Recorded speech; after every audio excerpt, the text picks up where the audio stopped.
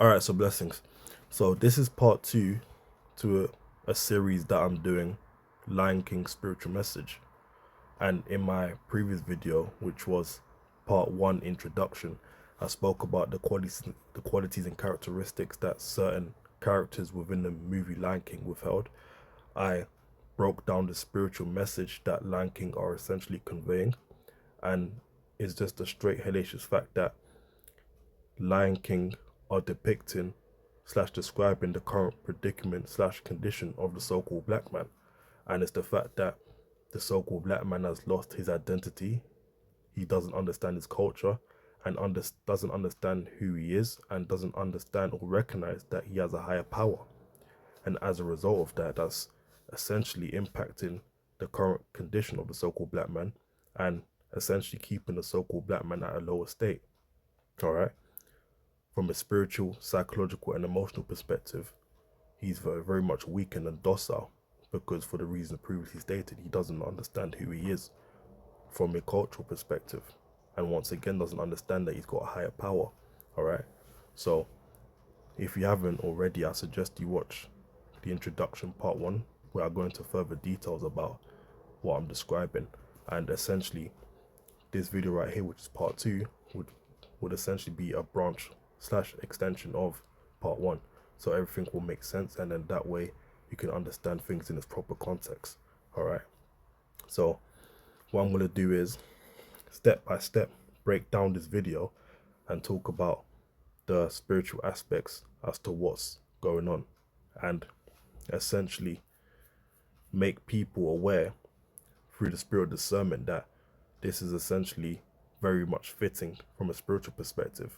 Make people understand that, as I stated in part one, that these movies are designed to program a lot of individuals that are viewing the video, and oftentimes people that are viewing movies just tend to watch it from an entertainment standpoint rather than an edification slash spiritual standpoint. All right, so it's important that we pay very close attention, because oftentimes these movies are going out of their way to convey a message. So it's important that we have both our eyes open from a spiritual lens, so we can detect what's going on and interpret it accordingly. All right, because there's a message that needs to be received directly and correctly. All right, so I'm about to play the video. Creepy little monkey. Will you stop following me? Who are you? The question is, who are you? Now, obviously, that's Rafiki asking Simba. The question is, who are you? All right, and that's a response to Simba, obviously querying Rafiki as to who are you, because as far as Simba's concerned, Rafiki's just acting like an annoying weirdo. All right, but Rafiki's obviously asking the question in a way which lets Simba know that I know who you are, and you don't know who you are. You don't know that you are a special power that's a descendant of a special power. All right, and that's essentially the current predicament of the so-called black man today. He doesn't know where he descends from. He doesn't know who is his higher power. All right, and that's Simba right here. Simba is essentially representing Jacob, the nation of Israel, who's the father of the nation of Israel. All right, so, and like I said with regards to Rafiki in the previous video, part one, he's someone that represents light. He represents divinity and oracular power. You know, he's someone that represents a prophet type figure who acts as a mediator between the people on earth and the Most High. All right, so that's what Rafiki is about. So that's why it's important to understand what's really going on here, because that's essentially the substance of this conversation between Simba and Rafiki. I thought I knew. Now I'm not so sure. Well, I know who you are. And that's essentially right there a lot of so-called black people today. They don't know who they are. They don't know where they come from. They're just very lost and confounded. All right. Come here, it's a secret. Asante sana squash banana me menu. Enough already. What is that supposed to mean anyway? It means you're a baboon, and I'm not. Now notice something as well. Rafiki jokingly and provokingly suggests to Simba that you're a baboon and I'm not. Now, is he suggesting that Simba's a baboon because he's physically a baboon? No, he's saying that he's calling him a baboon because he's confused and lost because he doesn't know who he is. Whilst Rafiki understands who Simba is. Alright? So that's why he's calling him a baboon. And it's ironic as well because Rafiki is a lot closer to a baboon than Simba is. Alright? So you got to look at the broader picture because once again, there's a message that's being conveyed. There's a message that's being perpetuated. Alright? So open up your spiritual lens and see what's going on here. I think you're a little confused. Wrong. I'm not the one who's confused. You don't even know who you are. Oh, And once again, that's the issue with the so-called black man. He'll be so quick to point the finger and say, you are confused, but understand that many people, especially in America, understand who the real Israelites are. They understand who the real Jews are. They understand who the so-called black man is according to the Bible. They understand that the so-called black man is favored by the Most High God. All right, and once again, Rafiki shuns it right back in his face and lets him know, I'm not the one. I'm not the one that's confused. You don't know who you are, because again, Rafiki understands who Simba is, and Rafiki understands who he is as an individual. Rafiki understands his own identity. He understands Simba's identity, but Simba doesn't understand his own identity. All right, and when you look at today, a lot of nations, a lot of the heathenistic nations understand that the so-called black man is a very powerful figure, all right? Because they understand that he has a true higher power. I suppose you know. Sure do. You're Mufasa's boy. So he lets him know that he understands that he's Mufasa's boy. And again, that you can associate that with the idea that a lot of these heathens, a lot of these Gentile nations or Gentile individuals, they understand that the Most High Yahweh is the God / Heavenly Father of the Israelites. All right? Aye. Hey, wait!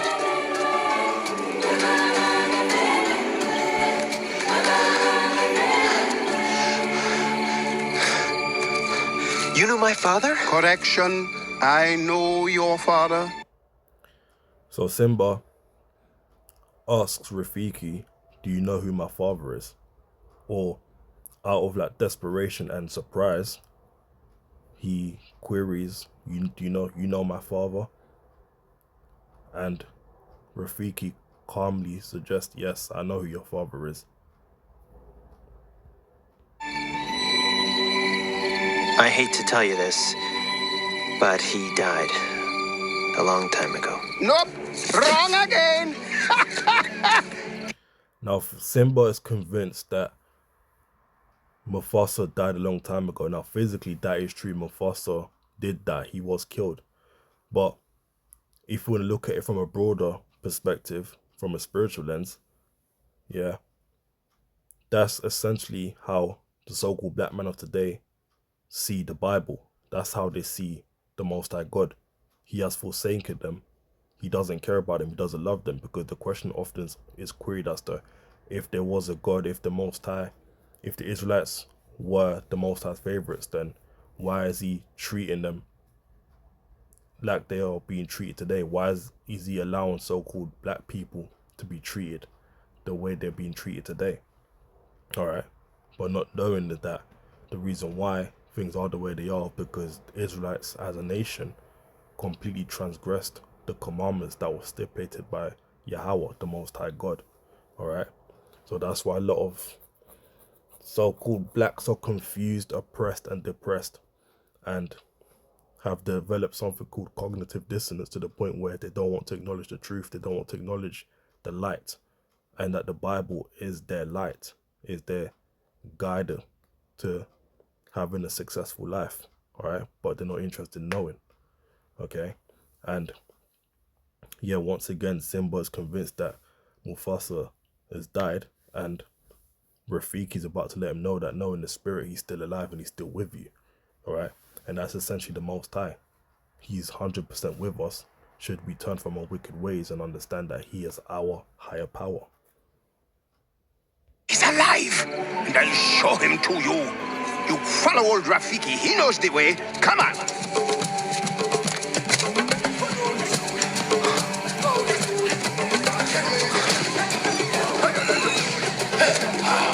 Don't dawdle. Hurry up! Oh, wait. Come on. Come on. Would you slow down?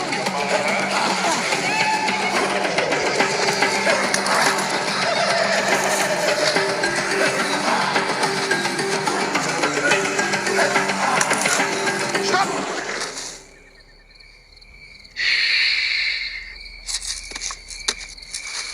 Look down there.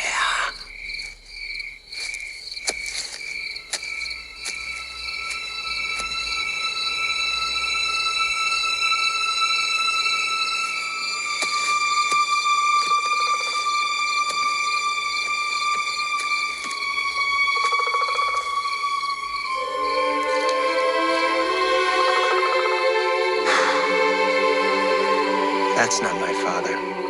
It's just my reflection. No. Now, just on that one quickly, as you can see by Simba's facial expression, he seems he's frowning, he seems disappointed, he seems like someone that's got a lack of faith. And a faith is something that the Most High heavily appreciates, all right? And that's what causes us as a nation of people to flourish, faith. Yahweh Shai and the Most High Yahweh has made it clear that faith is 100% integral, all right?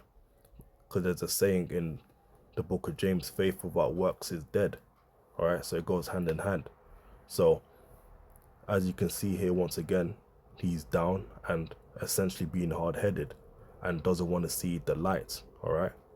So as he has a lack of faith, he's not able to see the spiritual side of things. He's not able to see the light, which Rafiki is about to reveal onto him. All right.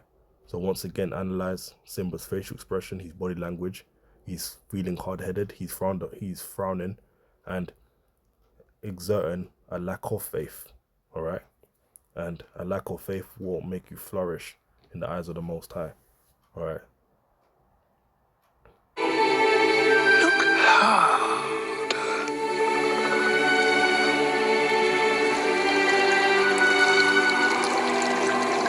You see,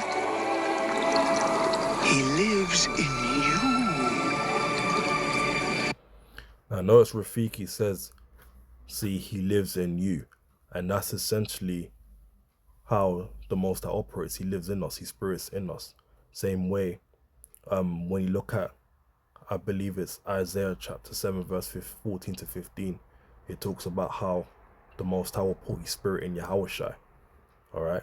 And then when you read in the book of Genesis, when he made Adam, he said he'll create man in the likeness of his image. All right. And Yahweh Shai in the book of John says, if you have seen me, you've seen the Father. Why? Because symbolically, the Most High Yahweh lives within us. Okay. So that's what Rafiki is telling Simba. He lives in you. And now, as you can see, Simba is able to see the bigger picture. He's able to see the broader light. Why? Because his heart has opened up. He hearkened onto Rafiki, and that way he had access to his father. All right. So it goes to show that when we have faith as a nation of people, you know, the Most High will open up to us because his mercy endureth forever. And when you read the book of Lamentations, it says, we are not consumed courtesy of the Most High's mercy. Okay. So this is why it's important to understand what's going on, because there's a spiritual element behind many, many things.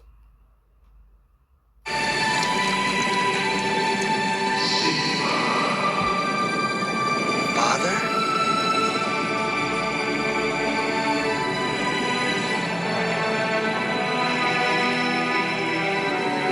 Simba, you have forgotten me. No. How could I? You have So notice Mufasa says, Simba, you have forgotten me. Translation, so-called black man, you have forgotten me. You have forgotten your higher power. All right. And you must return to your higher power. Forgotten who you are, and so forgotten me. You have forgotten who you are, so you have forgotten me. Why? Because we are a representative, or at least meant to be a representative of the Most High. We don't acknowledge who we are as a nation of people. We don't want to acknowledge who we are as a nation of people. All right? We're doing anything but acknowledging ourselves as the Most High's favorite people. Look inside yourself, Simba. You are more than what you have become. You must take your place in the circle of life. How can I go back? I'm not who I used to be. Remember who you are. You are my son. Remember who you are. You are my son, is what Mufasa says. And that's something that the so-called black man needs to hear. We are the Most High Yahweh's son. And then once we recognize who we are, once we recognize that we are a powerful nation of people, we're the most powerful people on the planet, we become unstoppable, we become unbreakable. All right? So it's important to look within ourselves and understand who we are. Because these nations of people, these other nations, they understand who the so-called black man is. They understand who he is a representation of. All right? And the one true king. Remember who you are. No, please, don't leave me. Father, don't leave me.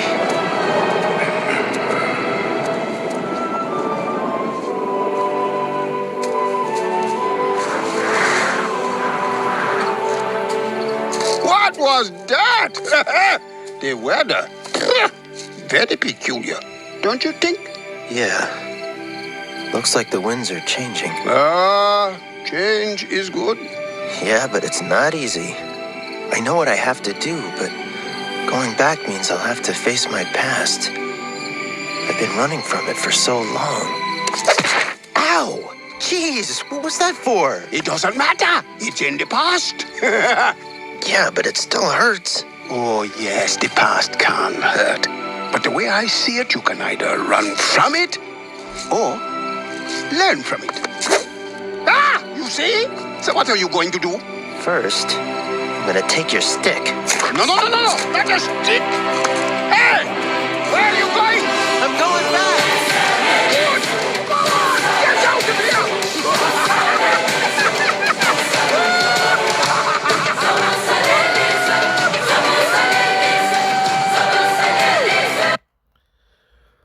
All right, so understand that once Simba sees his father, Mufasa, and Mufasa lets him know that he must remember who he is, he must look within inside him. Notice that gave Simba some sort of encouragement, that gave Simba faith. It gave him a boost in the spirit. All right, and noticed also Rafiki whacks him on the head, and he wasn't expecting it. Now having been hit on the head, Rafiki attempts to hit him the second time. Simba ducks. Why? Because he learned his lesson. And that's essentially what the so-called black man needs to acknowledge. The Most High has smacked us on the head for our disobedience. All right? So now we understand why we're being punished. So now we must avoid the second hit on the head by returning unto the Most High Yahweh and being obedient unto his commandments. All right?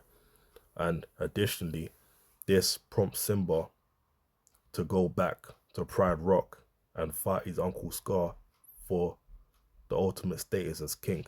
All right, which essentially will prompt me to do a video on that and further break down the spiritual elements as to what's going on as well. All right, so this was part 2 of Lion King Spiritual Message, and with that I say peace and blessings, and I'll catch you on the flip.